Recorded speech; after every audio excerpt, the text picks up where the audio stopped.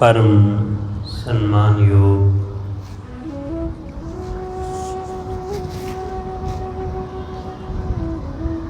रब रूप गुरमुख सत्संगी जन सतगुरु जी के हजूर चरनां विच जुड़ मिल बहन का समा नसीब होया। सतगुरु की प्यारी बाणी का कीर्तन गुरु के प्यारे कीर्तनिया पासों आप जी ने श्रवण किया। गुरु दर ते जुड़ के गुरु की बाणी द्वारा अपने जीवन सवारण का निमाणा जिहा यतन उपराला कर रहे हैं। सतगुरु रहमत करदियां समझाउंदे ने। सतगुरु गुरु अर्जन देव महाराज अज दे बचन अंदर ये सोची बख्शदे ने कि इस संसार विच असीं सब परदेसी हाँ।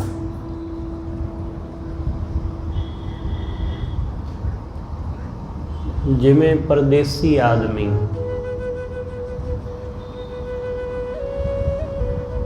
वो जिस जगह रह रहा है उसनूं इस गल का पूरा पता हुंदा है कि वो इत्थे हमेशा नहीं रहेगा।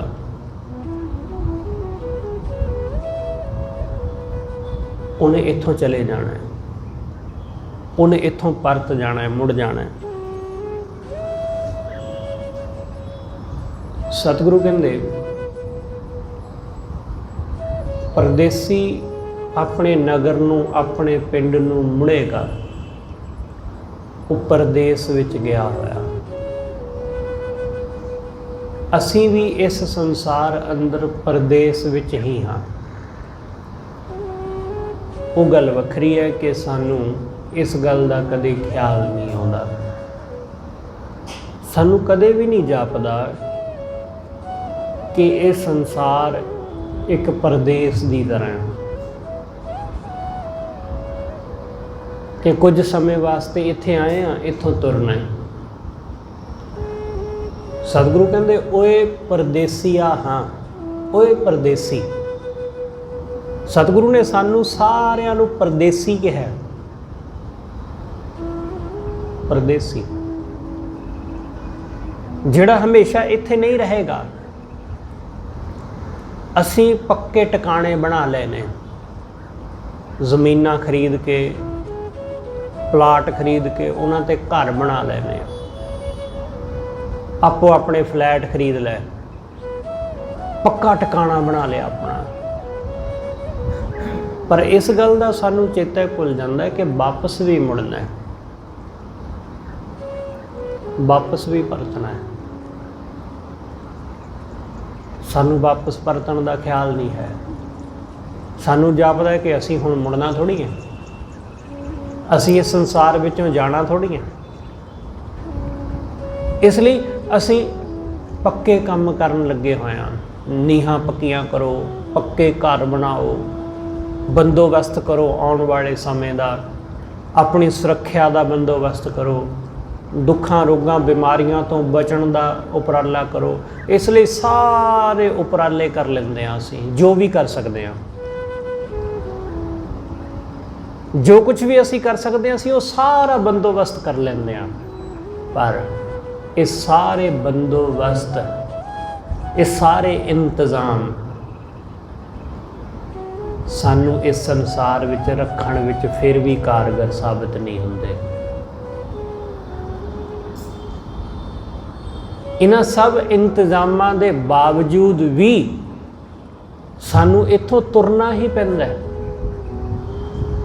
अपने हत्थीं बनाए घर नूं छड्ड के जाना ही पैंदा है। अपने जन्मे अपने हत्थीं पाले धियां पुत्तां नूं छड्ड के तुरना ही पैंदा है।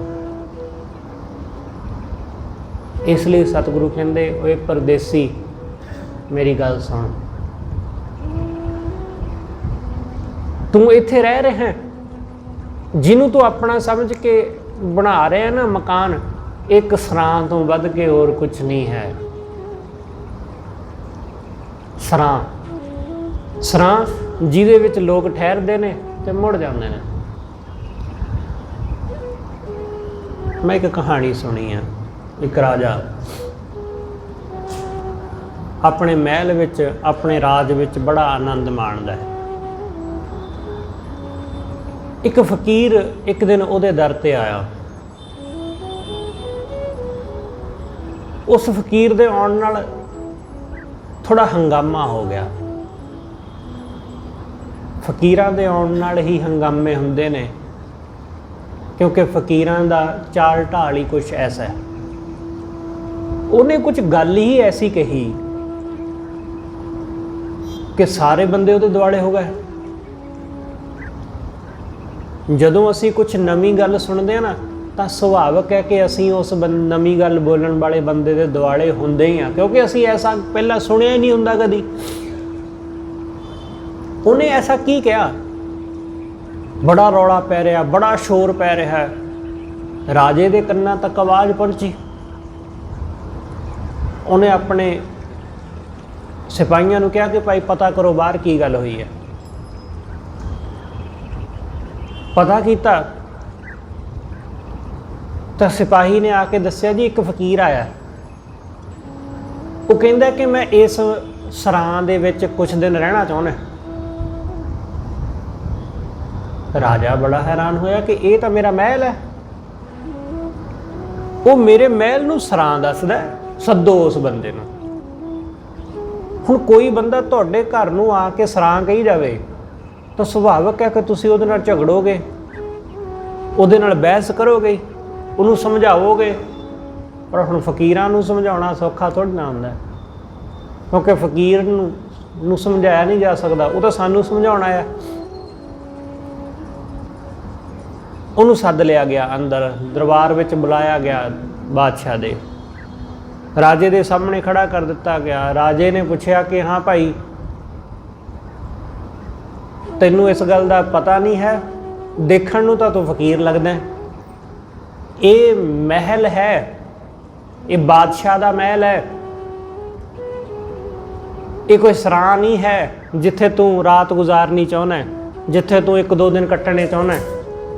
ਇਹ ਸਰਾਂ ਨਹੀਂ ਹੈ। ਉਹਨੇ ਕਿਹਾ ਜਨਾਬ, ਮੈਨੂੰ ਤਾਂ ਇਹ ਸਰਾਂ ਜਾਪਦੀ ਹੈ, ਕਿਉਂਕਿ ਮੈਂ ਕੁਝ ਸਾਲ ਪਹਿਲਾਂ ਇੱਥੇ ਆਇਆ ਸੀ ਤਾਂ ਤੁਸੀਂ ਇਸ ਤਖਤ ਉੱਤੇ ਨਹੀਂ ਸੀ।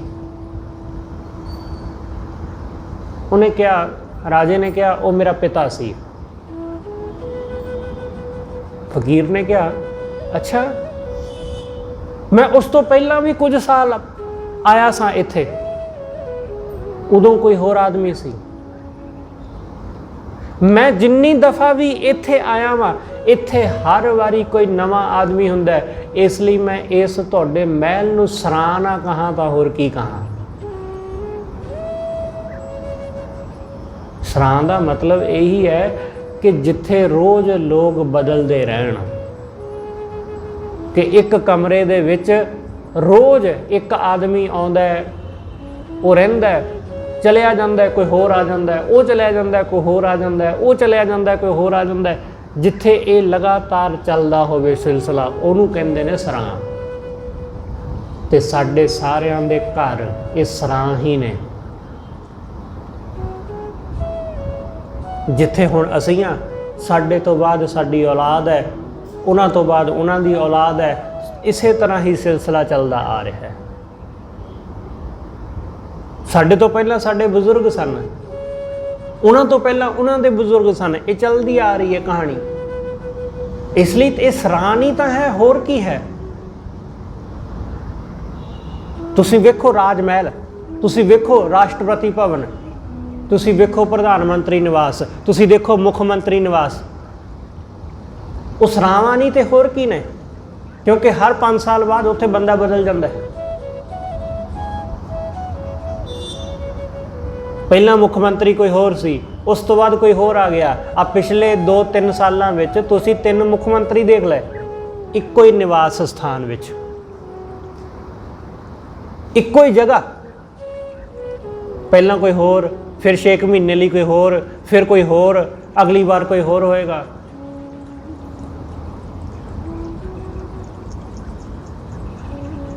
ਇਸ ਤਰ੍ਹਾਂ ਇਹ ਸਿਲਸਿਲਾ ਚੱਲਦਾ ਰਹਿੰਦਾ। ਰਾਸ਼ਟਰਪਤੀ ਭਵਨ ਵਿੱਚ 1947 ਤੋਂ ਲੈ ਕੇ ਹੁਣ ਤੱਕ 15 ਰਾਸ਼ਟਰਪਤੀ ਬਦਲ ਗਏ। 15 ਬਾਰੀ ਬਾਰੀ ਸਭ। ਇਸੇ ਤਰ੍ਹਾਂ ਪ੍ਰਧਾਨ ਮੰਤਰੀ, ਇਸੇ ਤਰ੍ਹਾਂ ਰਾਜੇ ਮਹਾਰਾਜੇ, ਇਸੇ ਤਰ੍ਹਾਂ ਅਸੀਂ ਸਭ।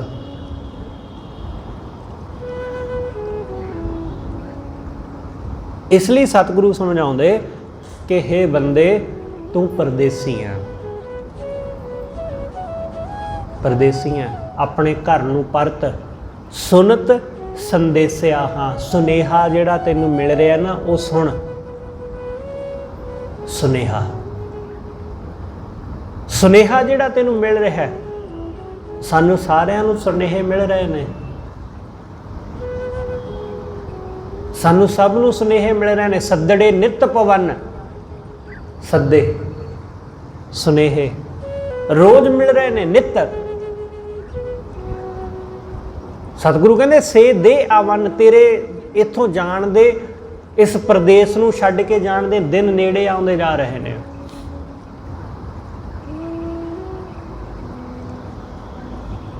ਜਰਾ ਹੋਸ਼ ਕਰ। ਅਸੀਂ ਰੋਜ਼ ਦੇਖਦੇ ਹਾਂ, ਰੋਜ਼ ਸਾਨੂੰ ਕਿਸੇ ਨਾ ਕਿਸੇ ਦੁੱਖ ਸੁੱਖ ਵਿੱਚ ਸ਼ਰੀਕ ਹੋਣਾ ਪੈਂਦਾ। ਸਾਡੇ ਜੀਵਨ ਵਿੱਚ, ਸਾਡੇ ਆਂਢ ਗੁਆਂਢ, ਰਿਸ਼ਤੇਦਾਰੀ ਵਿੱਚ ਦੁੱਖ ਸੁੱਖ ਦੀਆਂ ਘਟਨਾਵਾਂ ਵਾਪਰਦੀਆਂ ਰਹਿੰਦੀਆਂ। ਕਿਸੇ ਦਾ ਜਨਮ ਹੁੰਦਾ, ਅਸੀਂ ਤਾਂ ਵੀ ਉਹਦੇ ਵਿੱਚ ਸ਼ਾਮਲ ਹੁੰਦੇ ਹਾਂ ਕਿ ਫਲਾਣਿਆਂ ਦੇ ਘਰ ਬੱਚੇ ਦਾ ਜਨਮ ਹੋਇਆ, ਅਸੀਂ ਸ਼ਾਮਲ ਹੋਏ। ਕਿਸੇ ਦੇ ਘਰ ਮੌਤ ਹੋਈ, ਅਸੀਂ ਤਾਂ ਵੀ ਉਹਦੇ ਵਿੱਚ ਸ਼ਾਮਲ ਹੋਏ ਜਾ ਕੇ।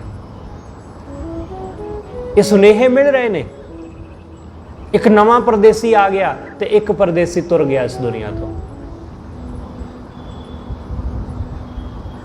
ਸਾਡੇ ਸਾਹਮਣੇ ਉਹ ਆਦਮੀ ਚਲਾ ਗਿਆ ਇਸ ਦੁਨੀਆ ਤੋਂ।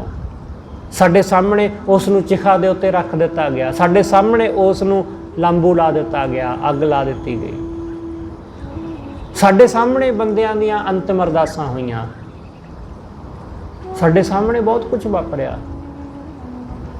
ਅਸੀਂ ਫਿਰ ਵੀ ਇਹ ਦੇਖਣ ਦੇ ਬਾਵਜੂਦ ਸਮਝੇ ਨਹੀਂ, ਅਸੀਂ ਜਾਣਿਆ ਹੀ ਨਹੀਂ ਕਿ ਸਾਡੀ ਵੀ ਇਸ ਤਰ੍ਹਾਂ ਵਾਰੀ ਆਉਣ ਵਾਲੀ ਹੈ। ਅਸੀਂ ਕਦੇ ਖਿਆਲ ਹੀ ਨਹੀਂ ਕੀਤਾ। ਸਤਿਗੁਰੂ ਕਹਿੰਦੇ ਉਹ ਪਰਦੇਸੀ ਸੁਨੇਹੇ ਮਿਲ ਰਹੇ ਨੇ। ਵਾਲ ਕਾਲੇ ਸਨ, ਚਿੱਟੇ ਹੋਣ ਲੱਗ ਪਏ ਹੌਲੀ ਹੌਲੀ। ਰੋਜ਼ ਸੁਨੇਹੇ ਮਿਲਦੇ ਨੇ। ਬੰਦਾ ਆਪਣਾ ਚਿਹਰਾ ਦੇਖਦਾ ਸ਼ੀਸ਼ੇ ਵਿੱਚ, ਹੈਰਾਨ ਹੁੰਦਾ ਕਿ ਦਾੜੀ ਦੇ ਵਾਲ ਕਿਵੇਂ ਚਿੱਟੇ ਹੋਣ ਲੱਗ ਪਏ। ਪਤਾ ਹੀ ਨਹੀਂ ਚੱਲਿਆ ਕਿ ਕਦੋਂ ਚਿੱਟੇ ਹੋ ਗਏ, ਪਤਾ ਹੀ ਨਹੀਂ ਚੱਲਦਾ। ਬੰਦਾ ਹੈਰਾਨ ਹੁੰਦਾ ਕਿ ਜਿਵੇਂ ਅਚਾਨਕ ਹੋ ਗਿਆ ਹੋਵੇ, ਅਚਾਨਕ ਹੀ। ਲੋਕ ਕਹਿੰਦੇ ਹਾਲੇ ਉਮਰ ਕੀ ਹੋਈ ਹੈ, ਹੁਣੇ ਵਾਲ ਚਿੱਟੇ ਹੋ ਗਏ। ਅਕਸਰ ਲੋਕ ਐਸੀਆਂ ਗੱਲਾਂ ਕਰਦੇ ਕਿ ਹੁਣੇ ਹੀ ਧੌਲੇ ਆ ਗਏ। ਹੋਰ ਅਸੀਂ ਕਦੋਂ ਚਾਹੁੰਦੇ ਹਾਂ ਕਿ ਕਦੋਂ ਆਉਣ? 70-80 ਸਾਲਾਂ ਦੀ ਉਮਰ ਵਿੱਚ ਚਾਹੁੰਦੇ ਤਾਂ ਵੈਸੇ ਅਸੀਂ ਐਸਾ ਹੀ ਹਾਂ, ਕਿਉਂਕਿ ਕੋਈ ਵੀ ਆਦਮੀ ਛੇਤੀ ਕਿਤੇ ਬੁੱਢਾ ਨਹੀਂ ਹੋਣਾ ਚਾਹੁੰਦਾ। ਲੋਕ ਸਮਝਦੇ ਨੇ ਕਿ ਜਿਸ ਆਦਮੀ ਦੇ ਧੌਲੇ ਆ ਜਾਂਦੇ ਨੇ, ਵਾਲ ਜਿਹਦੇ ਚਿੱਟੇ ਹੋ ਜਾਂਦੇ ਨੇ, ਉਹ ਬੁੱਢਾ ਹੋ ਜਾਂਦਾ ਹੈ। ਇਸ ਕਰਕੇ ਲੋਕ ਆਪਣੇ ਦਾੜੀ, ਸਿਰ ਦੇ ਵਾਲ ਕਾਲੇ ਕਰ ਲੈਂਦੇ ਨੇ ਜਵਾਨ ਦਿਸਣ ਦੇ ਲਈ। ਜਵਾਨ ਚਾਹੇ ਅਸੀਂ ਜਿੰਨਾ ਮਰਜ਼ੀ ਪਰਦਾ ਪਾ ਲਈਏ ਚਿੱਟਿਆਂ ਨੂੰ ਕਾਲੇ ਕਰਕੇ, ਜਿੰਨਾ ਮਰਜ਼ੀ ਇਹ ਭਰਮ ਪਾਉਣ ਦੀ, ਭਰਮ ਕਿਹਨੂੰ ਪਾਉਂਦੇ ਆ ਅਸੀਂ? ਸਾਨੂੰ ਲੱਗਦਾ ਕਿ ਦੂਸਰਿਆਂ ਨੂੰ। ਅਸਲ ਵਿੱਚ ਇਹ ਭਰਮ ਦੂਸਰਿਆਂ ਲਈ ਨਹੀਂ ਹੈ, ਇਹ ਭਰਮ ਆਪਣੇ ਆਪ ਲਈ ਹੈ। ਦੂਸਰਾ ਬੰਦਾ ਅੱਜ ਦੇਖ ਲਏਗਾ ਕਿ ਹਾਂ ਦਾੜੀ, ਸਿਰ ਦੇ ਵਾਲ ਚਿੱਟੇ ਨਹੀਂ ਕਾਲੇ ਨੇ, ਇੱਕ ਵਾਰੀ ਲੱਗ ਜਾਏਗਾ ਉਸ ਨੂੰ ਪਤਾ, ਪਰ ਹਮੇਸ਼ਾ ਨਹੀਂ, ਹਮੇਸ਼ਾ ਨਹੀਂ। ਇਸ ਲਈ ਸਤਿਗੁਰੂ ਸਮਝਾਉਂਦੇ सतगुरु कहते ये सुनेहे मिलते ने, लोग पुट सुटते ने धौले, कलर कर देंगे ने, लोग उन्होंने सुनेहिया नूं, सतगुरु ने इन्हों सुनेहिया की तरह लिखा बाणी अंदर कि वो सुनेहे ने इस संसार विचों जाण दे। सतगुरु कहते जेड़े ये काले सन ना वो तुर गए ते बग बैठे आए, बग मतलब चिट्टे, वो चिट्टे धौले आके बह गए दसण वास्ते, सुनेहा देण वास्ते कि इथों जाण दा समा नेड़े आ रहा है। इसलिए सतगुरु समझाते कि सुनेहा सुन, गुरु रोज तेनू कह रहा है, रोज सूरज चढ़दा है ते रोज डुब जांदा है, वो तेनू सुनेहे दे रहा है। दरख्तां दे पत्ते जदों टुट जांदे ने, किवें सुक जांदे ने, मुरझा जांदे ने, वो सुनेहे दे रहे ने। पानी तो बिना किवें फसल सुक जांदी है, मुरझा जाती है, वो सुनेहे दे रही। इसलिए रोज सानू किते ना किते सुनेहा मिल ही रहा है अपने इस दुनिया तो जाण दा, पर ये मन परदेसी ये सुनता नहीं, ये उन्होंने इग्नोर कर दिंदा है। सतगुरु कहते होश कर ओए परदेसिया हाँ, सुनत संदेसिया हाँ। फरीद साहब ने तो थोड़ी होर अगे की गल की। फरीद साहब कहते हे मूर्ख आदमी, तू कबर तो डरदा है ते कबर तेनू रोज़ आवाज़ां मारदी है। गौर निमाणी सड करे, सड मतलब सुनेहा सद्दा, वो तेनू सददी है, कबर तेनू सददी, निघरिया घर आओ। हे बेघर आदमी, निघर, निघर मतलब जिहदा कोई अपना घर ही नहीं है। सानू लगता है कि साडे सारिਆਂ ਦੇ अपने घर ने, पर नहीं। सतगुरु कहते बंदा बेघर है। गौर निमाणी सड करे, निघरिया घर आओ, सर पर मैं थे आवना, एक दिन तू मेरे को आना ही है। मरनों क्यों डरिया, तो फिर डरदा क्यों है, डरदा क्यों है। सतगुरु कहते वो सुनेहे दिंदी है, वो सदड़े दिंदी है, वो बुलाउंदी पई है, आवाज़ां मारदी है। इसलिए सतगुरु कहते सदड़ा सुनीजा, ਉਹਦਾ सुनेहा सुन। ओए परदेसिया हाँ, सुनत संदेसिया हाँ, ਉਹਦਾ सुनेहा सुन। सानू सुनदा नहीं है, सानू ना तो गुरु का शब्द सुनदा है, ना सानू मौत का सुनेहा सुनदा है। मौत का सुनदा है पर सुन के असीं इग्नोर कर दिंदे आ, गुरु का शब्द सुनदा है, सुन के असीं इग्नोर कर दिंदे आ। इस करके साडे जीवन में कोई बहुता बदलाव नहीं आता, बहुता बदलाव नहीं आता। जिन्हां लोकां नूं मौत का डर हुंदा है, वो लोग बहुत कुछ कर जाते हैं। जिन्हां नूं कोई डर नहीं ना हुंदा, वो कुछ नहीं कर पाते। जिवें जे मालक का डर ना होवे तां घर दा नौकर कोई काम ना करे, क्यों पता कि मालक किहड़ा पुछण वाला है। पर जदों मालक सिर ते खड़ोता है तो फिर नौकर मिनटों मिनट ही काम नवेड़ दिंदा सब। इसे तरह जिन्होंने ये ख्याल रहिंदा ना कि मौत सिर ते खड़ोती है, वो इधर उधर दीयां गल्लां विच नहीं उलझदे, वो मुद्दे ते आउंदे ने, अपना काम करते हैं तो दुनिया तो तुर जाते हैं। इसलिए उन्होंने चेते रखना। सतगुरु कहते ये गल चेते रखना कि असीं परदेसी हाँ, इस संसार विचों जाना है। सतगुरु ने कहा मन परदेसी वे प्यारे आओ करे। हे परदेसी हुण घर आउण दा वेला आ गया। निज घर विच अपने अंतर आत्मे निज घर टिकण विच टिकण दा वेला आ गया।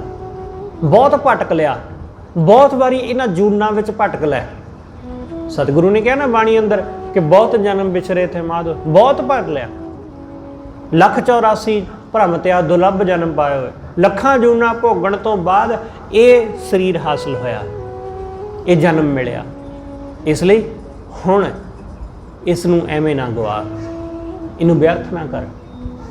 ਉਹਦਾ ਸੁਨੇਹਾ सुन ते ਉਹਦੇ ਚਰਨਾਂ ਨਾਲ जुड़ रहाओ। जास्यों रच रहे हाँ। सतगुरु कहते जिस वाहिगुरू दे नाल, जिस माया दे नाल ਬੰਦਾ ਰਚਿਆ ਹੋਇਆ। ਜਿਨ੍ਹਾਂ ਚੀਜ਼ਾਂ ਦੇ ਵਿੱਚ ਅਸੀਂ ਰਚੇ ਮਿਚੇ ਹਾਂ, ਸਭ ਕੋ ਤਜ ਗਏ ਹਾਂ, ਸਾਰੇ ਉਹਨੂੰ ਛੱਡ ਜਾਂਦੇ ਨੇ। ਜੋ ਵੀ ਆਦਮੀ ਜਿਸ ਵੀ ਕਿਸੇ ਚੀਜ਼ ਦੇ ਵਿੱਚ ਪੂਰੀ ਤਰ੍ਹਾਂ ਗਲਤਾਨ ਹੈ, ਜਿਹੜਾ ਉਹਦੇ ਤੋਂ ਬਿਨਾਂ ਰਹਿ ਹੀ ਨਹੀਂ ਪਾਉਂਦਾ, ਉਹ ਸਭ ਛੱਡ ਜਾਂਦੇ ਨੇ ਉਸ ਨੂੰ। ਲੋਕ ਕਹਿੰਦੇ ਜੀ ਇਹ ਬੰਦਾ ਫਲਾਣੀ ਚੀਜ਼ ਬਿਨਾਂ ਨਹੀਂ ਰਹਿ ਸਕਦਾ, ਅਸੀਂ ਫਲਾਣੀ ਚੀਜ਼। ਅੱਜ ਦੇ ਸਮੇਂ ਵਿੱਚ ਜੀ ਬੰਦਾ ਮੋਬਾਈਲ ਫੋਨ ਤੋਂ ਨਹੀਂ ਬਿਨਾਂ ਰਹਿ ਸਕਦਾ। ਰੋਟੀ ਤੋਂ ਬਿਨਾਂ ਅੱਜ ਦੇ ਸਮੇਂ ਵਿੱਚ ਲੋਕ ਰਹਿ ਲੈਂਦੇ ਨੇ ਕਿ ਕੋਈ ਗੱਲ ਨਹੀਂ, ਰੋਟੀ ਨਾ ਮਿਲੇ ਪਰ ਮੋਬਾਈਲ ਫੋਨ ਮਿਲਣਾ ਚਾਹੀਦਾ। ਕੋਈ ਸੰਗੀ ਸਾਥੀ ਭੈਣ ਭਾਈ ਨਾ ਮਿਲੇ ਕੋਈ ਗੱਲ ਨਹੀਂ, ਮੋਬਾਈਲ ਕੋਲ ਹੋਣਾ ਚਾਹੀਦਾ।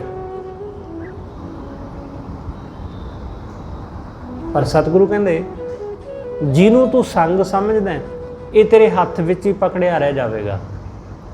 ਇਹ ਸੋਨਾ, ਸੋਨੇ ਦਾ ਕੜਾ, ਸੋਨੇ ਦਾ ਨੈਕਲੈਸ, ਸੋਨੇ ਦਾ ਹਾਰ, ਸੋਨੇ ਦੀਆਂ ਮੁੰਦਰੀਆਂ, ਕੰਨਾਂ ਵਿੱਚ ਪਾਈਆਂ ਬਾਲੀਆਂ, ਨੱਤੀਆਂ, ਉਹ ਸਭ ਇੱਥੇ ਰਹਿ ਜਾਣੀਆਂ।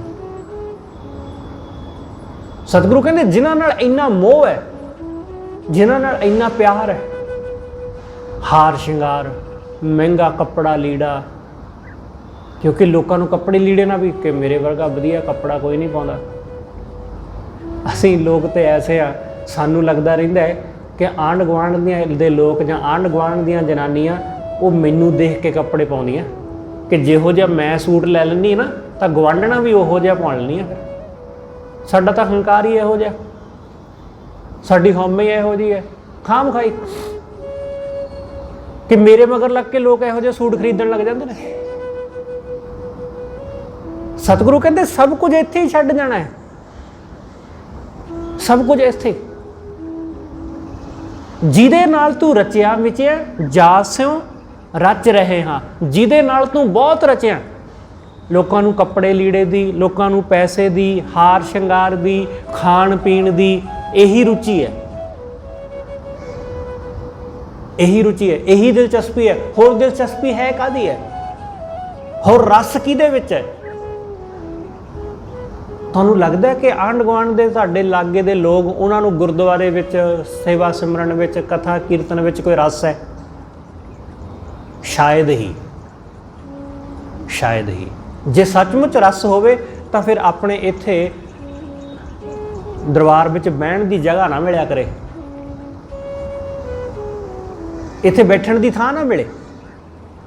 ਨਹੀਂ ਹੈ ਰਸ, ਰਸ ਹੈ ਮਾਇਆ ਦਾ, ਰਸ ਹੈ ਕਾਮ ਕ੍ਰੋਧ ਦਾ, ਰਸ ਹੈ ਰੁਤਬੇ ਅਹੁਦਿਆਂ ਦਾ, ਰਸ ਹੈ ਆਪਣੇ ਹੰਕਾਰ ਦਾ, ਰਸ ਮਾਇਆ ਦਾ ਹੈ, ਰੁਚੀ ਉਹਦੇ ਵਿੱਚ ਹੈ। ਇਸ ਕਰਕੇ ਬੰਦਾ ਉਹਨਾਂ ਚੀਜ਼ਾਂ ਵਿੱਚ ਹੀ ਗਲਤਾਨ ਹੈ। ਪਰ ਸਤਿਗੁਰੂ ਕਹਿੰਦੇ ਜਿਨ੍ਹਾਂ ਵਿੱਚ ਗਲਤਾਨ ਹੈ ਉਹ ਕਿਹੜਾ ਨਾਲ ਜਾਣੀਆਂ? ਜਾਸਿਓ ਰਚ ਰਹੇ ਹਾਂ, ਸਭ ਕੋ ਤਜ ਗਏ ਹਾਂ। ਉਹਨਾਂ ਸਾਰੀਆਂ ਚੀਜ਼ਾਂ ਨੂੰ ਛੱਡ ਜਾਂਦਾ ਬੰਦਾ। ਚਾਹੇ ਜਿਹੜੀ ਚੀਜ਼ ਮਰਜ਼ੀ ਹੈ, ਕਿਸੇ ਨੂੰ ਆਪਣੀ ਕਾਰ ਨਾਲ ਬਹੁਤ ਮੋਹ ਹੈ, ਕਾਰ ਘਰ ਦੇ ਬਾਹਰ ਹੀ ਖੜੀ ਖਲੋਤੀ ਰਹਿ ਜਾਂਦੀ ਹੈ, ਉਹ ਕਦੇ ਨਾਲ ਜਾਂਦੀ ਨਹੀਂ। ਉਸ ਕਾਰ ਵਿੱਚ ਤਾਂ ਬੰਦੇ ਦੀ ਡੈੱਡ ਬੋਡੀ ਨੂੰ ਵੀ ਨਹੀਂ ਲੈ ਕੇ ਜਾਂਦੇ, ਉਹਦੇ ਲਈ ਵੀ ਫਿਊਨਲ ਵਾਲਿਆਂ ਦੀ, ਸ਼ਮਸ਼ਾਨ ਵਾਲਿਆਂ ਦੀ ਗੱਡੀ ਆਉਂਦੀ ਹੈ, ਉਹਦੇ ਲਈ ਵੀ ਅਰਥੀ ਆਉਂਦੀ ਹੈ। ਲੱਖਾਂ ਦੀ ਗੱਡੀ, ਕਰੋੜਾਂ ਦੀ ਗੱਡੀ ਵਿੱਚ ਘੁੰਮਣ ਵਾਲਾ ਆਦਮੀ, ਉਹਦੇ ਵਾਸਤੇ ਵੀ ਆਮ ਲੋਕਾਂ ਵਰਗੀ ਹੀ ਸਹੂਲਤ ਹੈ। ਇਸ ਲਈ ਸਤਿਗੁਰੂ ਕਹਿੰਦੇ ਸਭ ਕੋ ਤਜ ਗਏ ਹਾਂ, ਸਭ ਲੋਕ ਸਭ ਚੀਜ਼ਾਂ ਛੱਡ ਜਾਂਦੇ ਨੇ, ਸੁਪਨਾ ਜਿਉਂ ਪਏ ਹਾਂ। ਸਤਿਗੁਰੂ ਕਹਿੰਦੇ ਜਿਵੇਂ ਇਹ ਸੁਪਨਾ ਹੈ, ਸੁਪਨੇ ਵਾਂਗ ਹੈ। ਅੱਖ ਖੁੱਲਦੀ ਹੈ ਤਾਂ ਪਤਾ ਚੱਲਦਾ ਕਿ ਤਾਂ ਝੂਠ ਹੈ। ਸੁਪਨੇ ਵਿੱਚ ਕੋਈ ਭਿਖਾਰੀ ਹੋ ਜਾਂਦਾ ਹੈ, ਸੁਪਨੇ ਵਿੱਚ ਕੋਈ ਰਾਜਾ ਹੋ ਜਾਂਦਾ ਹੈ, ਸੁਪਨੇ ਵਿੱਚ ਕੋਈ ਕਿਸੇ ਹੋਰ ਦੇਸ਼ ਪਹੁੰਚ ਜਾਂਦਾ ਹੈ, ਸੁਪਨੇ ਵਿੱਚ ਕਿਸੇ ਨੂੰ ਬਹੁਤ ਦੌਲਤ ਮਿਲ ਜਾਂਦੀ, ਸੁਪਨੇ ਵਿੱਚ ਬਹੁਤ ਕੁਝ ਵਾਪਰ ਜਾਂਦਾ ਹੈ। ਸੁਪਨੇ ਵਿੱਚ ਸਾਨੂੰ ਉਹ ਲੋਕ ਵੀ ਮਿਲ ਜਾਂਦੇ ਨੇ ਜਿਹੜੇ ਦੁਨੀਆ ਵਿੱਚ ਹੁੰਦੇ ਹੀ ਨਹੀਂ, ਜਿਹੜੇ ਮਰ ਗਏ ਹੁੰਦੇ ਨੇ। ਕੋਈ ਸਾਡੇ ਬਜ਼ੁਰਗ, ਕੋਈ ਸਾਡੇ ਮਾਂ-ਬਾਪ, ਕੋਈ ਸਾਡਾ ਭੈਣ ਭਾਈ, ਕੋਈ ਸਾਡਾ ਮਿੱਤਰ ਸੱਜਣ, ਸੁਪਨੇ ਵਿੱਚ ਤਾਂ ਉਹ ਵੀ ਮਿਲ ਪੈਂਦਾ। ਇਸ ਲਈ ਸਤਿਗੁਰੂ ਕਹਿੰਦੇ ਸੁਪਨੇ ਦੀਆਂ ਗੱਲਾਂ ਸੱਚ ਨਹੀਂ ਹੁੰਦੀਆਂ।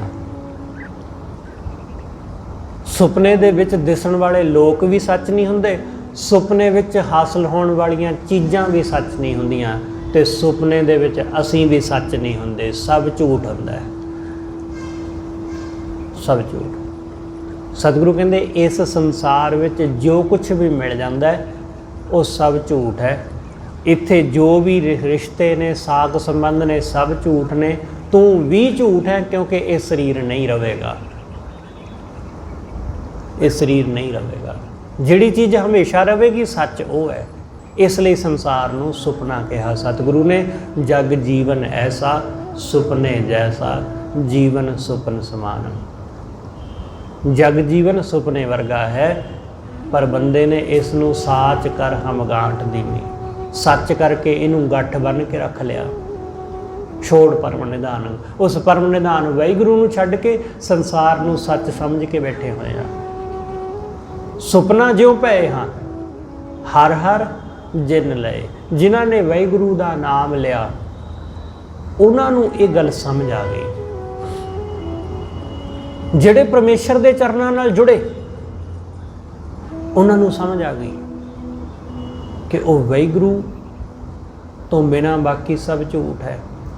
ਉਹਨਾਂ ਨੂੰ ਸਮਝ ਆ ਗਈ ਕਿ ਜੋ ਕੁਝ ਵੀ ਮੇਰੇ ਕੋਲ ਹੈ, ਮੇਰੇ ਨਾਲ ਹੈ, ਇਹ ਸਭ ਛੁੱਟ ਜਾਏਗਾ, ਇਹ ਸਭ ਖੋਹ ਲਿਆ ਜਾਵੇਗਾ ਮੌਤ ਦੁਆਰਾ। ਇਸ ਲਈ ਇਹ ਸਾਰਾ ਸੁਪਨਾ ਹੈ, ਵਾਹਿਗੁਰੂ ਦਾ ਨਾਮ ਹੀ ਸੱਚ ਹੈ। ਹਰ ਹਰ ਜਿਨ ਲਏ, ਜਿਨ੍ਹਾਂ ਨੇ ਵਾਹਿਗੁਰੂ ਦਾ ਨਾਮ ਆਪਣੇ ਹਿਰਦੇ ਵਿੱਚ ਵਸਾਇਆ ਉਹ ਸੁਖੀ ਵਸੇ।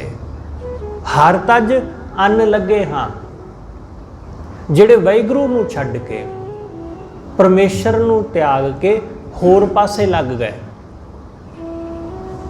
ਜੋ ਵਾਹਿਗੁਰੂ ਨੂੰ ਛੱਡ ਕੇ ਕਿਸੇ ਹੋਰ ਪਾਸੇ ਲੱਗਾ ਹੋਇਆ। ਹਰ ਤਜ ਅੰਨ ਲੱਗੇ ਹਾਂ, ਜਿਹੜੇ ਵਾਹਿਗੁਰੂ ਨੂੰ ਤੱਜ ਕੇ ਅੰਨ ਪਾਸੇ ਹੋਰ ਪਾਸੇ ਲੱਗ ਗਏ। ਕੋਈ ਮਾਇਆ ਵਿੱਚ ਲੱਗਾ, ਕੋਈ ਖਾਣ ਪੀਣ ਵਿੱਚ ਲੱਗਾ, ਕੋਈ ਕਾਮ ਕ੍ਰੋਧ ਵਿੱਚ ਲੱਗਾ, ਕੋਈ ਕਿਤੇ ਕੋਈ ਕਿਤੇ। ਵਾਹਿਗੁਰੂ ਤੋਂ ਬਿਨਾਂ ਜੋ ਕੁਝ ਵੀ ਹੋਰ ਹੈ ਇਹ ਦੂਸਰਾ ਹੈ। ਇਹਨੂੰ ਦੂਜਾ ਭਾਉ ਬਾਣੀ ਵਿੱਚ ਕਿਹਾ ਗਿਆ। ਸਤਿਗੁਰੂ ਕਹਿੰਦੇ ਜਿਹੜੇ ਵੀ ਪ੍ਰਮਾਤਮਾ ਨੂੰ ਤੱਜ ਕੇ ਹੋਰ ਪਾਸੇ ਲੱਗੇ, ਜਨਮੈ ਮਰ ਭੱਗੇ ਹਾਂ। ਸਤਿਗੁਰੂ ਕਹਿੰਦੇ ਉਹ ਬੰਦੇ ਜਨਮ ਮਰਨ ਵਿੱਚ ਪਏ ਰਹਿੰਦੇ ਨੇ। ਉਹਨਾਂ ਦਾ ਜੰਮਣ ਮਰਨ ਦਾ ਗੇੜ ਕਦੇ ਨਹੀਂ ਮੁੱਕਦਾ। ਉਹ ਜਨਮ ਮਰਨ ਦੇ ਗੇੜ ਵਿੱਚ ਪਏ ਰਹਿੰਦੇ ਨੇ, ਭਟਕਦੇ ਰਹਿੰਦੇ ਨੇ। ਭੱਗੇ ਹਾਂ, ਭੱਗੇ ਮਤਲਬ ਭਟਕਦੇ ਰਹਿੰਦੇ, ਭੱਜਦੇ ਹੀ ਰਹਿੰਦੇ ਹਮੇਸ਼ਾ। ਤੁਹਾਡੇ ਸੰਪਰਕ ਵਿੱਚ ਕੋਈ ਨਾ ਕੋਈ ਐਸਾ ਆਦਮੀ ਜ਼ਰੂਰ ਹੋਵੇਗਾ ਜਿਹੜਾ ਕਦੇ ਨਹੀਂ ਟਿਕਦਾ। ਹਰ ਆਦਮੀ ਦੇ ਸੰਪਰਕ ਵਿੱਚ ਕੋਈ ਨਾ ਕੋਈ ਐਸਾ ਆਦਮੀ ਹੁੰਦਾ ਹੀ ਹੈ। ਕੋਈ ਤੁਹਾਡਾ ਰਿਸ਼ਤੇਦਾਰ, ਕੋਈ ਤੁਹਾਡਾ ਆਂਢ ਗੁਆਂਢ ਚੋਂ, ਕੋਈ ਤੁਹਾਡਾ ਮਿੱਤਰ ਸੱਜਣ, ਕੋਈ ਤੁਹਾਡੇ ਕੁਲੀਗ, ਕੋਈ ਤੁਹਾਡੇ ਪਰਿਵਾਰ ਚੋਂ, ਜਿਹੜਾ ਟਿੱਕੇ ਨਹੀਂ ਬਹਿੰਦਾ, ਜਿਹਨੂੰ ਹਰ ਵੇਲੇ ਤਰਲੋਂ ਮੱਛੀ ਲੱਗੀ ਰਹਿੰਦੀ ਹੈ।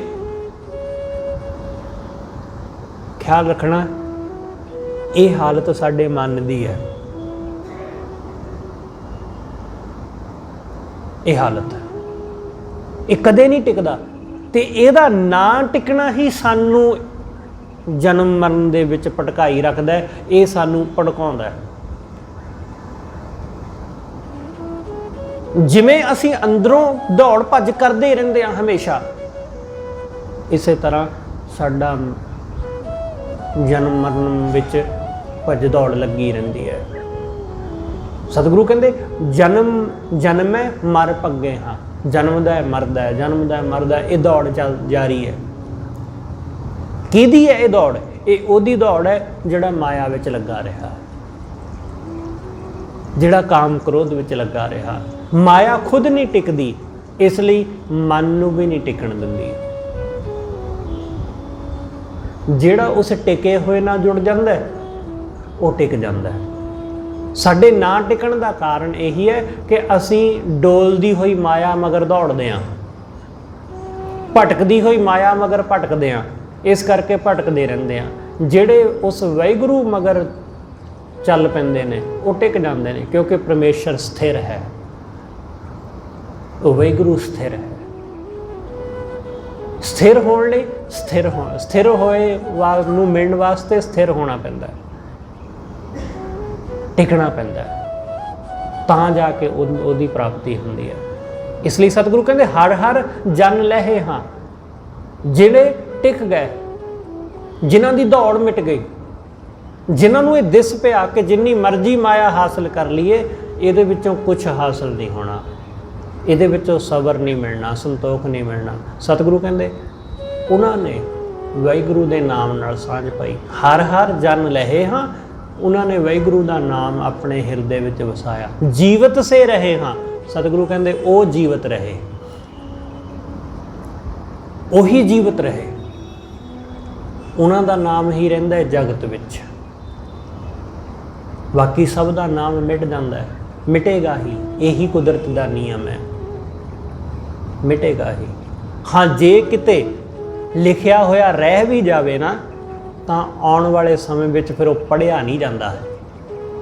ਇਹਦੀਆਂ ਉਦਾਹਰਨਾਂ ਸਾਡੇ ਕੋਲ ਅੱਜ ਮੌਜੂਦ ਨੇ। ਇਜਿਪਟ ਦੇ ਪੈਰਾਮਿਡ, ਹੜੱਪਾ ਦੀਆਂ ਸੱਭਿਅਤਾ, ਮੋਹਨਜੋਦੜੋ ਦੀਆਂ ਸੱਭਿਅਤਾ, ਉਹਨਾਂ ਦੀ ਲੈਂਗੁਏਜ, ਉਹਨਾਂ ਦੀ ਬੋਲੀ ਵਿੱਚ ਲਿਖੇ ਹੋਏ ਸ਼ਬਦ ਸਾਡੇ ਕੋਲ ਹੈਗੇ ਨੇ, ਪਰ ਪੜ੍ਹਨ ਵਾਲਾ ਕੋਈ ਨਹੀਂ ਹੈ ਉਹਨਾਂ ਨੂੰ, ਕਿਉਂਕਿ ਕਿਸੇ ਨੂੰ ਪਤਾ ਹੀ ਨਹੀਂ ਕਿ ਕੀ ਲਿਖਿਆ। ਲਿਖੇ ਹੋਏ ਹੈਗੇ ਨੇ ਸ਼ਬਦ, ਕੰਧਾਂ ਉੱਤੇ ਲਿਖੇ ਹੋਏ ਨੇ ਪੈਰਾਮਿਡ ਦੇ, ਉਹਨਾਂ ਤੇ ਲਿਖਿਆ ਹੋਇਆ, ਪਰ ਉਹਨਾਂ ਨੂੰ ਸਮਝੇ ਕੌਣ? ਉਹਨਾਂ ਨੂੰ ਸਮਝਣ ਵਾਲਾ ਬੰਦਾ ਹੀ ਨਹੀਂ ਕੋਈ ਬਚਿਆ ਧਰਤੀ ਤੇ। ਬੜੀਆਂ ਕੋਸ਼ਿਸ਼ਾਂ ਕੀਤੀਆਂ ਲੋਕਾਂ ਨੇ, ਵਿਗਿਆਨਕਾਂ ਨੇ, ਜਿਹੜੇ ਇਸ ਚੀਜ਼ ਦੇ ਵਿਗਿਆਨਕ ਹੁੰਦੇ ਨੇ, ਬੜੀਆਂ ਕੋਸ਼ਿਸ਼ਾਂ ਕੀਤੀਆਂ, ਪਰ ਕੋਈ ਨਹੀਂ ਸਮਝ ਸਕਿਆ। ਇਸ ਲਈ ਸਾਡਾ ਜੇ ਨਾਮ ਰਹਿ ਵੀ ਜਾਵੇਗਾ ਕਿਸੇ ਜਗ੍ਹਾ ਲਿਖਿਆ, ਤਾਂ ਆਉਣ ਵਾਲੇ ਸਮੇਂ ਵਿੱਚ ਕੋਈ ਉਹਨੂੰ ਪੜ੍ਹ ਵੀ ਸਕੇਗਾ ਕਿ ਨਹੀਂ, ਇਹ ਕੌਣ ਜਾਣਦਾ। ਇਸ ਲਈ ਸਤਿਗੁਰੂ ਕਹਿੰਦੇ ਕੋਈ ਵੀ ਜੀਵਤ ਨਹੀਂ ਰਹਿੰਦਾ, ਜੀਵਤ ਹਮੇਸ਼ਾ ਉਹ ਰਹਿੰਦਾ ਜਿਹੜਾ ਵਾਹਿਗੁਰੂ ਨਾਲ ਜੁੜਦਾ ਹੈ, ਜਿਹੜਾ ਹਮੇਸ਼ਾ ਉਸ ਪਰਮੇਸ਼ਰ ਨਾਲ ਜੁੜਦਾ ਹੈ। ਜੀਵਤ ਸੇ ਰਹੇ ਹਾਂ, ਹਰ ਹਰ ਜਨ ਲਹੇ ਹਾਂ, ਜਿਨ੍ਹਾਂ ਨੇ ਵਾਹਿਗੁਰੂ ਨੂੰ ਹਾਸਲ ਕਰ ਲਿਆ। ਜਿਸੈ ਕਿਰਪਾਲ ਹੋਏ ਹਾਂ, ਜਿਹਦੇ ਉੱਤੇ ਵਾਹਿਗੁਰੂ ਕਿਰਪਾਲੂ ਹੋ ਗਿਆ, ਜਿਹਦੇ ਤੇ ਪਰਮੇਸ਼ਰ ਦਇਆਵਾਨ ਹੋ ਜਾਂਦਾ ਹੈ। ਜਿਸੈ ਕਿਰਪਾਲ ਹੋਏ ਹਾਂ, ਨਾਨਕ ਭਗਤ ਸੋਏ। ਪਰਮਾਤਮਾ ਦਾ ਭਗਤ ਉਹੀ, ਵਾਹਿਗੁਰੂ ਦਾ ਭਗਤ ਉਹੀ, ਜਿਹਦੇ ਤੇ ਉਹ ਕਿਰਪਾਲ ਹੋਇਆ, ਜਿਹਦੇ ਤੇ ਉਹ ਦਿਆਲੂ ਹੋਇਆ।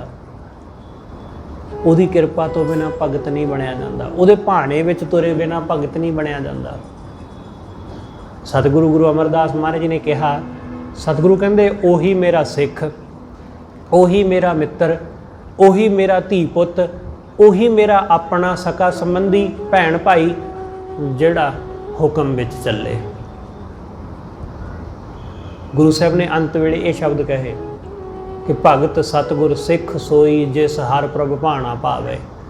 ਜਿਹਨੂੰ ਉਹਦਾ ਭਾਣਾ ਭਾਵੇ ਉਹੀ ਉਹਦਾ ਭਗਤ ਹੈ। ਇਸ ਲਈ ਅਸੀਂ ਤਾਂ ਹੀ ਗੁਰੂ ਦੇ ਸਿੱਖ ਹਾਂ ਜੇ ਅਸੀਂ ਉਹਦੀ ਰਜ਼ਾ ਵਿੱਚ ਚੱਲ ਪੈਂਦੇ ਹਾਂ, ਜੇ ਉਹਦੇ ਕਹੇ ਮੁਤਾਬਕ ਵਾਹਿਗੁਰੂ ਦੇ ਨਾਮ ਨਾਲ ਜੁੜ ਜਾਂਦੇ ਹਾਂ, ਉਹਨੂੰ ਆਪਣੇ ਹਿਰਦੇ ਵਿੱਚ ਵਸਾ ਲੈਂਦੇ ਹਾਂ, ਤਾਂ ਅਸੀਂ ਭਗਤ ਬਣਦੇ ਹਾਂ, ਤਾਂ ਅਸੀਂ ਗੁਰਸਿੱਖ ਬਣਦੇ ਹਾਂ। ਜਿਸੈ ਕਿਰਪਾਲ ਹੋਏ, ਤੇ ਜਿਹਦੇ ਉੱਤੇ ਉਹਦੀ ਕਿਰਪਾ ਹੋ ਗਈ, ਨਾਨਕ ਭਗਤ ਸੋਏ, ਉਹ ਵਾਹਿਗੁਰੂ ਦਾ ਭਗਤ ਹੋ ਗਿਆ। ਸਤਿਗੁਰੂ ਰਹਿਮਤ ਕਰੇ ਆਪਾਂ ਸਭ ਗੁਰੂ ਦੇ ਸ਼ਬਦ ਨੂੰ ਆਪਣੇ ਹਿਰਦੇ ਵਿੱਚ ਵਸਾ ਕੇ, ਉਹਦੀ ਕਿਰਪਾ ਹਾਸਲ ਕਰਕੇ ਇਸ ਮਾਇਆ ਨੂੰ, ਜਿਹੜੀ ਸੁਪਨਾ ਹੈ, ਇਹਨੂੰ ਤਿਆਗ ਕੇ ਉਹਦੇ ਚਰਨਾਂ ਨਾਲ ਜੁੜ ਸਕੀਏ। ਹੋਈਆਂ ਭੁੱਲਾਂ ਲਈ ਖਿਮਾ ਸਤਿਗੁਰੂ ਜੀ ਅਤੇ ਆਪ ਸਰਬੱਤ ਸੰਗਤ ਬਖਸ਼ਣਯੋਗ। ਭੁੱਲਾਂ ਨਾ ਚਿਤਾਰਦੇ ਹੋਏ ਆਖੋ ਜੀ ਵਾਹਿਗੁਰੂ ਜੀ ਕਾ ਖਾਲਸਾ, ਵਾਹਿਗੁਰੂ ਜੀ ਕੀ ਫਤਿਹ।